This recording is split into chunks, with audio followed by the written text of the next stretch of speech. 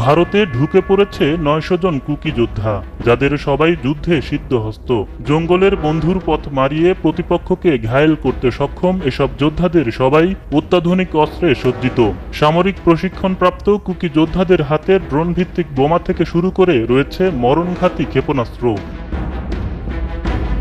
৩০ জনের গ্রুপে ভাগ হয়ে কুকি যোদ্ধাদের মণিপুরে ঢুকে পড়ায় রীতিমতো নড়েচড়ে বসেছে ভারত সরকার। ভারতীয় গণমাধ্যমের খবরে বলা হয়েছে, চলতি মাসের শেষের দিকে মণিপুরের মেইতেই সম্প্রদায়ের গ্রামে হামলা চালানোর পরিকল্পনা রয়েছে এসব যোদ্ধাদের। সম্ভাব্য এই সহিংসতার আশঙ্কায় এরই মধ্যে সীমান্ত জেলাগুলোতে নিরাপত্তা জোরদার করেছে ভারত। গত ১.৫ বছরে অশান্ত মণিপুরে নিহত হয়েছেন অন্তত ২৫০ মানুষ, গৃহহীন হয়েছেন ৫০,০০০-এরও বেশি মানুষ। এই সহিংসতার পেছনে বিদেশি শক্তির হাত রয়েছে বলে মন্তব্য করেছেন স্থানীয় রাজনীতিবিদরা। এমনকি বিদেশি শক্তিগুলো মণিপুরে অস্ত্র ও অন্যান্য যুদ্ধ সামগ্রী সরবরাহ করছে বলেও মন্তব্য করেছেন তারা।